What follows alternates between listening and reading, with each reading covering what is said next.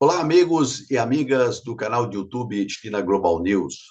Sempre uma discussão e um debate com temas de interesse internacional. Falamos de geopolítica, de economia mundial, especialmente na relação entre a China, Estados Unidos, Brasil. E esse cenário tem que ser comentado e analisado por quem entende do assunto. Hoje vamos conversar com a jornalista Isabela Chiao Miao, que vai nos contar um pouco sobre a situação da comunicação na China. E você vai conhecê-la agora.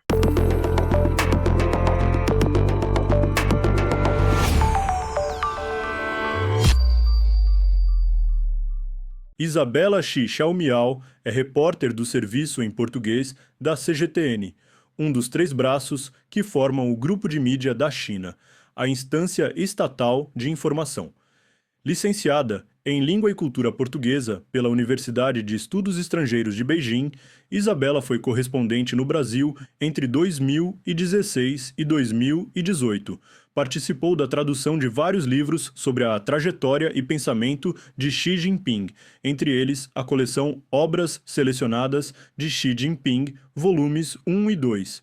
Foi editora responsável pela versão portuguesa do livro A Redução da Pobreza, Histórias de Xi Jinping, e tradutora da versão chinesa do livro de Elias Jabbour, China, o Socialismo do Século XXI. Olá, Isabela, muito bem-vinda ao canal de YouTube China Global News. Boa noite, bom dia, senhor Marco Piva. É meu grande prazer de poder participar deste canal maravilhoso falando sobre a China. Ótimo, o prazer é nosso e é muito importante a sua participação, Isabela, neste nosso canal, justamente para falar a partir da sua experiência profissional. Você, como jornalista chinesa, que inclusive já trabalhou aqui no Brasil, e então eu gostaria de explorar alguns temas relacionados à comunicação na China. E a primeira pergunta que eu faço é como é que está a relação da comunicação da China com o Brasil e com a América Latina? Sim, é uma boa pergunta. Eu queria dizer que, na verdade, a comunicação entre a China e o Brasil, assim como com a América Latina e Caribe toda, vem se caracterizando por uma natureza multidimensional e institucionalizada que possuem, na verdade, diversos atores. Primeiro, na esfera midiática, os dois lados conseguiram construir diálogos regulares por meio de trocas de conteúdos, produção conjunta e organização de atividades. A maior mudança que eu percebi no meu trabalho é que estamos conseguindo construir contatos diretos com os famosos veículos de imprensa da região.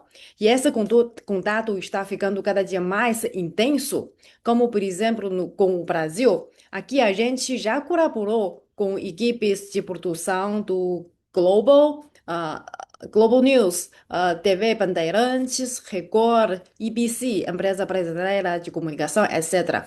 E ao mesmo tempo observamos que as mídias independentes brasileiras hoje ganham muita força e influência na opinião pública. Portanto, nós também construímos parcerias com elas. Claro, eu acho que um fator importante que explica esses avanços é que as pessoas lá, os brasileiros, agora se tornam cada dia mais interessados nos assuntos, nos temas sobre a China e têm mais curiosidades sobre o nosso país. Então, após a pandemia de Covid, especialmente no último ano, graças à política de isenção de visto, eu tenho notado que um aumento significativo de turistas e influencers e os jornalistas que vêm à China para fazer conteúdos. E por outro lado, as mídias chinesas também estão atuando de forma mais ativa no Brasil, enviando mais jornalistas e equipes para a América Latina, como por exemplo agora no Brasil tem essas imprensas chinesas estatais Xinhua, Diário do Povo e nosso Grupo Mídia da China, que tem escritórios lá no Brasil, em São Paulo, no Rio de Janeiro, em Brasília, porque agora a gente aqui também acompanha muito notícias do Brasil, da América Latina. E segundo, essa comunicação intensa está também refletida na cooperação entre os centros de pesquisa de think tank, promovendo discussões aprofundadas sobre temas como caminhos para a modernização e o desenvolvimento sustentável, fornecendo conjuntamente um suporte intelectual para o desenvolvimento do Sul global. E o terceiro é intercâmbios interpessoais que abrangem muitos aspectos, tal como os projetos do Instituto Confúcio, dos departamentos de diplomacia pública, que têm convidado pessoas para cá, oferecendo tipo bolsas de estudo e também programas de uma curta de estadia para a gente vir cá para conhecer com próprios olhos, com próprias experiências a China, e bem como diversas plataformas fornecidas pelo Fórum de Diálogo de Civilização China, América Latina e Caribe, que está inserido ao mecanismo do Fórum CELAC, China CELAC. E aqui eu também queria chamar a atenção sobre o terceiro documento sobre a política da China para com a América e o Caribe. Esse documento é recém-divulgado pelo Ministério das Relações Exteriores da China em resposta aos consensos alcançados no Fórum China-CELAC, realizado este ano com a participação do presidente brasileiro Lula. E o documento é muito rico, demonstra as cooperações e os intercâmbios entre a China e os países da América Latina e Caribe. Então, de modo geral, esses canais de comunicação aprofundaram a confiança mútua estratégica e enriqueceram o conteúdo de cooperação entre os dois lados. Eu acho que agora existem muitos canais de comunicação entre os dois lados. Em relação aos próprios chineses, como é que os chineses consomem a comunicação, como é que eles acessam a comunicação na China? Explica um pouco como é que funciona isso. Eu acho que o mundo inteiro está passando de uma mesma mudança, revolução de mídia. Na verdade, as pessoas consomem informações, notícias por métodos semelhantes. A gente também assiste novas. Vê da geração assiste TVs, a gente usa celulares, ouça rádios, lê jornais, revistas para obter informações. Talvez eu compreendo que talvez você faça esta pergunta porque tem a curiosidade sobre como funciona o ecossistema, como o governo chinês usa e administra os meios de divulgação. Ah, Na verdade, o ecossistema de mídia na China é caracterizado pela transformação ativa das mídias tradicionais e pelo desenvolvimento dinâmico de novas plataformas, porque a maioria das mídias tradicionais é estatal.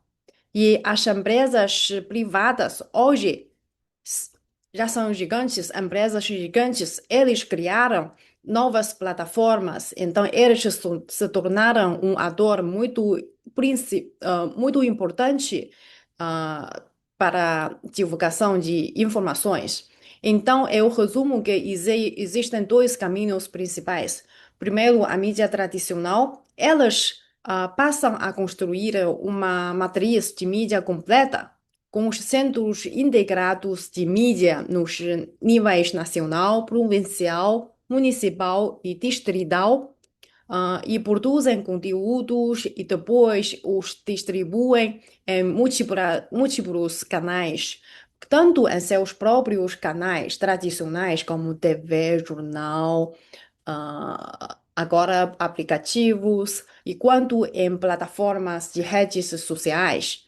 E nota-se que essas mídias geralmente fazem parte dos governos, porque lá no Brasil, as prefeituras têm assessorias de imprensa, funciona de uma forma de assessora ao prefeito.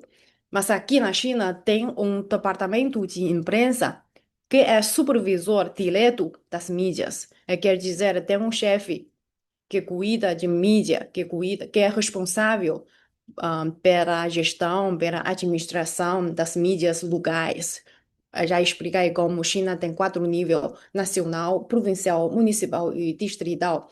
Todos esses níveis de governos têm um departamento de imprensa que é supervisor direto dessas mídias gerais.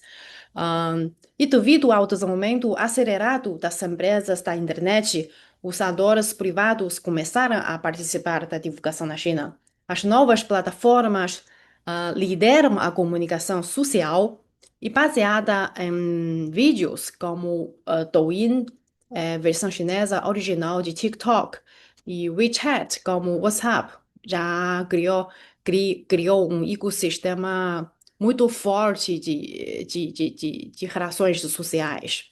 Aqui, essas plataformas agora se tornaram os principais canais de informação. E sua comunicação depende fortemente do compartilhamento social e da recomendação por algoritmos inteligentes e com conteúdo apresentando características marcantes de vídeo e interatividade. E isso representa um grande desafio para a gestão de informação. No entanto, acho que o nosso governo central conseguiu regulamentar essas plataformas de mídia com base na realidade chinesa. E neste ponto, talvez alguém possa dizer censura na China, mas a gente não vê a questão dessa forma. Na verdade, tal como no Brasil, as pessoas sentem e sofrem alguns efeitos negativos de desinformação. E os chineses também reclamaram sobre isso. E a gente aqui nessas plataformas podem fazer denúncias contra desinformação nessas plataformas diretamente. E à medida disso, as assembleias locais, a Assembleia Nacional, vem promovendo a legislação, combinando leis fundamentais e regulamentos voltados para novos modelos de mídia para responder a esses novos problemas trazidos pelo desenvolvimento tecnológico. Portanto, você viu que agora na China foram promulgados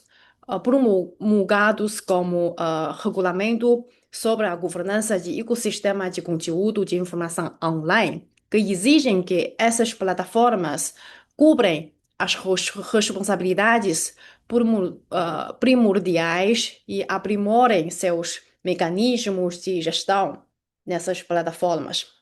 E também tem regulamento estipulando uma licença para fornecer serviços de notícias. Quer dizer, caso você quer trabalhar como uma fonte de notícias, é preciso obter primeiro a licença do governo, né? Também tem a lei de proteção de informações pessoais, etc. E além disso, tecnologias de inteligência artificial, de Big Data, também estão remodelando profundamente a produção de conteúdo e a sua distribuição. Eu acho que vai ser novos desafios no setor de divulgação para todos os países no mundo, não só a China. Mas a China está também começando a legislação sobre essa área, uso de inteligência artificial relacionado com conteúdo de informações. Você fala nessa regulamentação que existe na China para o funcionamento das plataformas. Agora, eu gostaria de saber de você como é que é a convivência dessas plataformas privadas que, na prática, substituem as plataformas que conhecemos no Ocidente, como o X, TikTok, enfim, como é que elas se relacionam com o governo a partir dessa regulamentação? Existe tensionamento em algum momento ou a coisa flui mais naturalmente? Existe tipo uma fase para a regulamentação. E acho que você bem colocou essa questão, porque essas redes sociais como Facebook, X, Instagram, essas plataformas são ocidentais. E a China depende do próprio mercado gigante e das próprias tecnologias, conseguiu construir um sistema de redes sociais independentes. E quando fala como a gente vive com essas redes sociais, na verdade, tem quatro comunidades de internet aqui na China. O primeiro é Weibo, mas já está na decadência, onde concentravam mais, 10 anos atrás, é uma plataforma onde concentravam mais os líderes de opinião, tem mais celebridades que compartilham opinião, tem mais influências para a opinião pública. E Douyin é a versão original de TikTok. Douyin agora, hoje, tem usuários ativos mensais aproximadamente mais de 1 bilhão de usuários ativos. E também temos WeChat, é a maior plataforma, porque WeChat funciona como WhatsApp. E o WeChat não é para gente só para conversar com gente, mas tem um sistema muito interessante que cobra muitas áreas. Pode funcionar como Instagram, porque você pode compartilhar seu dia a dia no The Moment. Tem uma coluna, como se diz, me faltou essa palavra. Mas WeChat tem um ecossistema muito abundante que abrange todas as formas, todos os aspectos relacionados com o nosso cotidiano. Então, o WeChat hoje tem 1,4 bilhão de usuários. Já cobre toda a população chinesa. Tem essa dimensão. Por isso é a maior comunidade de internet. E também, no quarto lugar é o Xiaohongshu Red Notebook. Eu não sei se você já ouviu dizer. Não, 350 milhões de usuários ativos, e 53% são jovens. E hoje são uma plataforma mais úteis para a nossa vida, porque aporta mais, a gente compartilha mais informações de vida cotidiana nesta plataforma. Não funciona como um Google. Quando eu encontro algum problema, eu faço pesquisa nesta plataforma.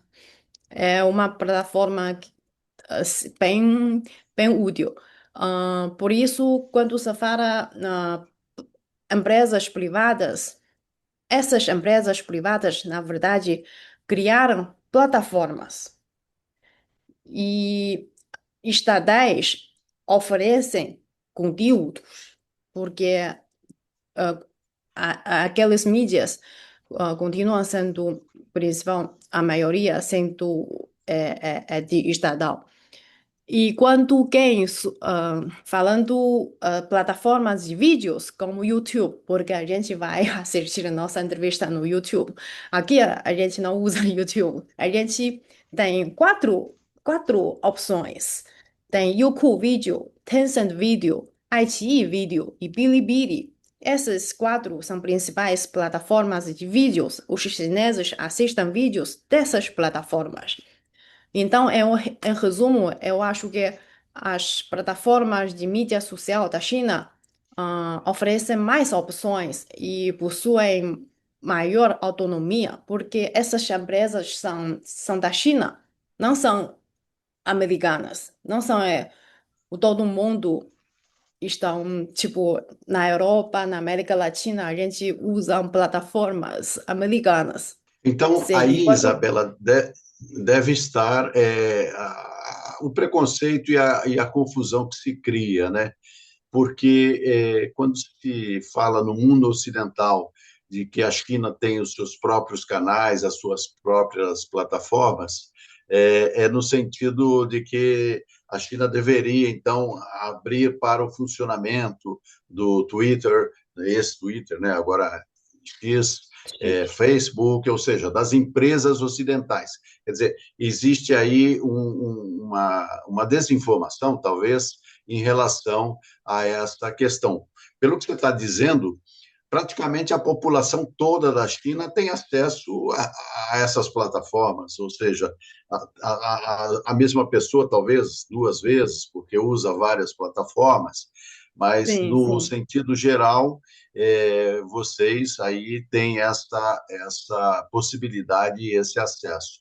Agora, ainda dentro desse tema, Isabela, essa regulamentação, ela foi debatida com a sociedade ou ela foi uma lei criada de cima para baixo? Sim, queria responder essa boa pergunta. É debatido bastante, bastante, porque a China, na verdade, o governo dá muito espaço para o desenvolvimento dessas empresas privadas, para eles criarem plataformas, porque é uma coisa do futuro. Ninguém tinha previsão sobre o que vai ocorrer, o que ia ocorrer nessas plataformas. Por isso, o governo dá um espaço, dá um período para essas plataformas se fluir, se desenvolver espontaneamente, livremente, para ver o que ia acontecer. E quando surgiu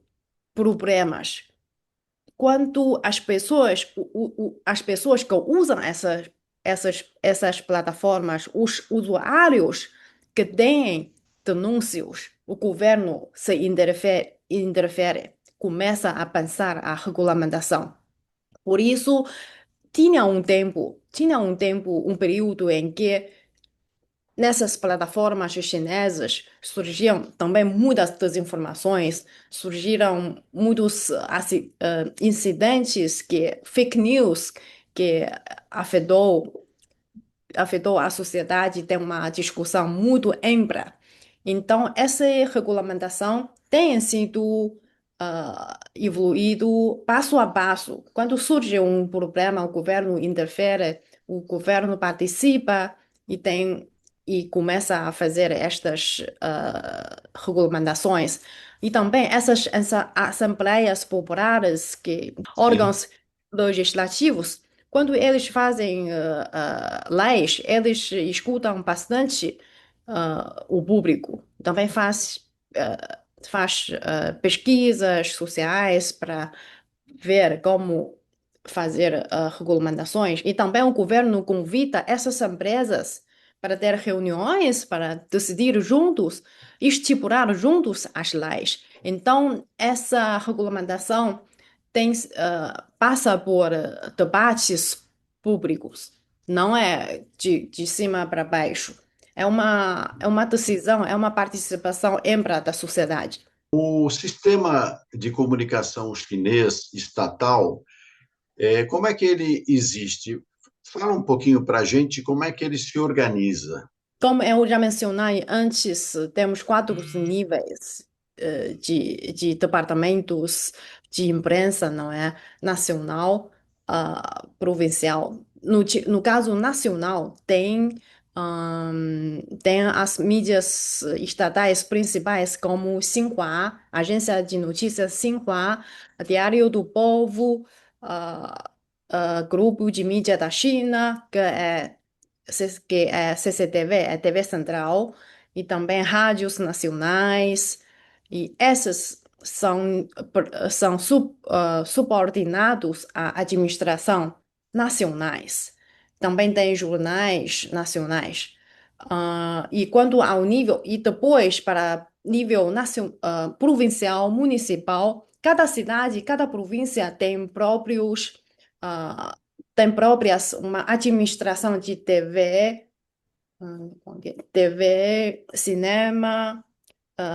cinema e tipo imprensa. Depois tem esses veículos de imprensa como jornal. Então, como funciona, quer dizer, cada nível tem uma administração de imprensa que tem jornais, TVs, rádios, e também permite participação privada de imprensas. É importante também essa organização que você fala, Isabela, explicando, né, como é que funciona essa organização. Aí você mencionou também a possibilidade de participação privada, inclusive em nível provincial, municipal. Ah, sim. Existe imprensa privada nessas localidades? Sim, e como eu já mencionei antes, aqui na China tem quatro níveis de administração. Hum. E então, cada governo, cada administração tem um departamento de imprensa que cuida, que administra próprias imprensas. E no nível nacional, temos três principais veículos de imprensa estatal. Agência de Notícias Xinhua e Jornal Diário do Povo é do partido, e também Grupo de Mídia da China, que inclui TV Central e CGTN e Rádio Nacional, que fez uma fusão em 2016 para conseguir reunir toda essa força de mídia. Então, para as provinciais, níveis provinciais, o governo provincial também tem uma administração de mídias e eles têm próprias TVs, jornais. Quer dizer, os funcionários que trabalham nestas mídias, eles são funcionários públicos. E, então, cada nível tem um próprio canal de imprensa para distribuir informações sobre o governo, sobre a sociedade, sobre todos os assuntos da sociedade. E então, também existem a participação privada, porque tem essas empresas de comunicação privada, civil, que você só pede uma licença para produzir conteúdos e depois ser divulgados, distribuídos nas plataformas como TikTok, WeChat, Weibo, essas principais plataformas de. Quer dizer, a participação privada são produtores de conteúdos. Ou seja, existe autonomia para a produção de conteúdo, além das informações, digamos, do governo, localmente, essas mídias também produzem de forma mais autônoma aquilo que está acontecendo naquela determinada região. É isso? E é isso, porque tem canal governamental, também tem canais privados nessas plataformas, como por exemplo no YouTube tem muitos canais, né? Tem muitos produtores de conteúdos. Então, nas plataformas chinesas como Bilibili, nessas plataformas de vídeos, também tem muitos criadores de conteúdos. Alguns são independentes. Alguns trabalham para si próprio, mas algumas pessoas trabalham para uma empresa. Tem uma empresa que, que é responsável ah, por algumas áreas específicas de conteúdo. Então, tem variedade de formas de participação de mídias privadas. E nessas plataformas semelhantes ao YouTube, o YouTube que nós conhecemos aqui no Ocidente, tem algum canal que fala do Brasil, por exemplo? Tem alguns canais específicos falando sobre o Brasil, como, por exemplo, sobre turismo, sobre samba, sobre futebol, ah, sobre também para comércio, para vender produtos. Por exemplo, a Apex cria uma conta, um perfil aqui no Red Notebook para fazer divulgações sobre os produtos brasileiros. Na plataforma Bilibili, Xiaohongshu, Red Notebook, tem imensos criadores, canais de conteúdos.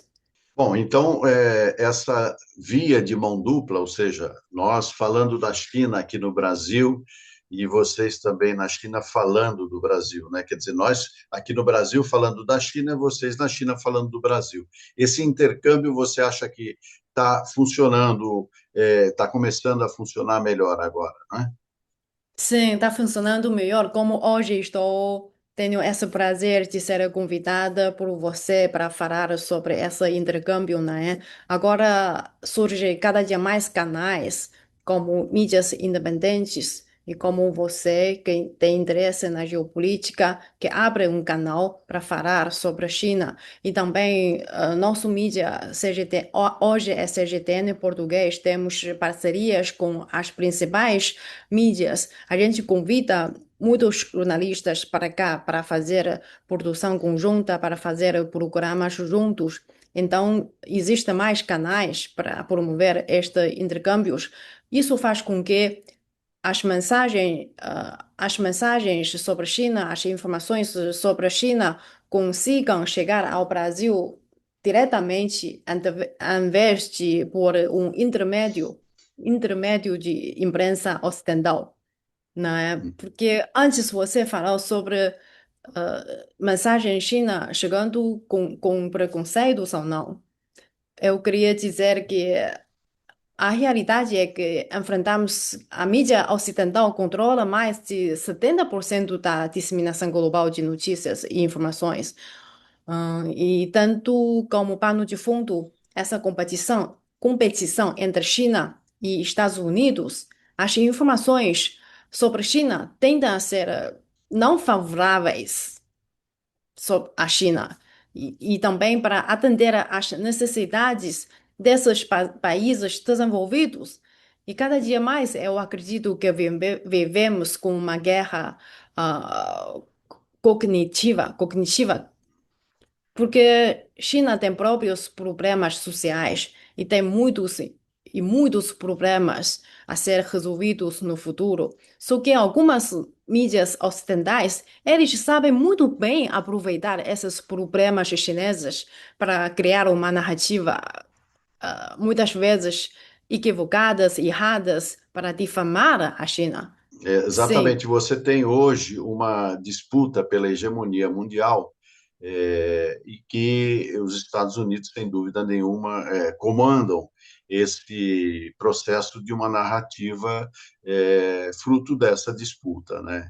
Então, nós temos entendido aqui no Brasil que a China tem feito um trabalho de aproximação diplomática, econômica, de consultoria e de investimentos que tem sido muito na base da cooperação.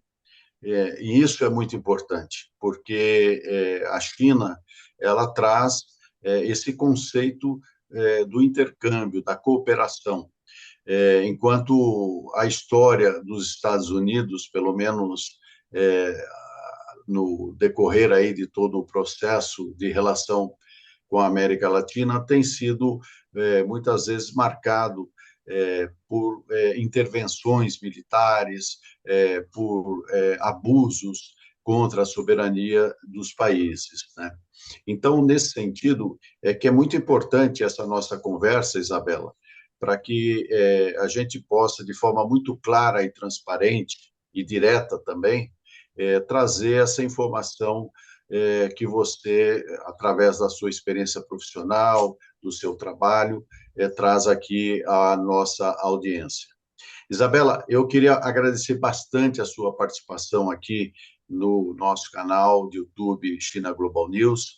Aliás, já aproveito para falar que é, a nossa audiência ela tem tido assim um interesse muito grande em conhecer cada vez mais e melhor o que acontece na China. Então, nesse sentido, a sua contribuição, falando especificamente da comunicação, é muito importante. Então, eu agradeço bastante a sua participação e deixo aqui um espaço para as suas considerações finais nessa entrevista.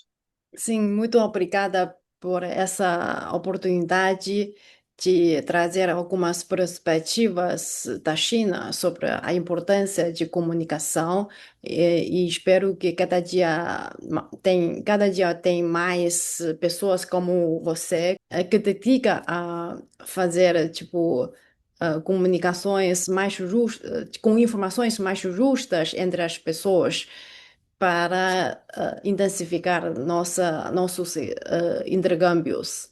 Tá ótimo. E eu quero, então, aqui lembrar que o nosso canal China Global News está no YouTube, também nas redes sociais. Faço aqui um convite para que todos vocês acompanhem os nossos conteúdos, se inscrevam, curtam e divulguem aquilo que é importante para o debate no mundo atual, ou seja, a geopolítica, a macroeconomia, a relação entre os países. Nós esperamos a sua presença em uma próxima entrevista. Fica aqui o meu abraço e o pedido para que você se inscreva em nosso canal e curta sempre os nossos conteúdos.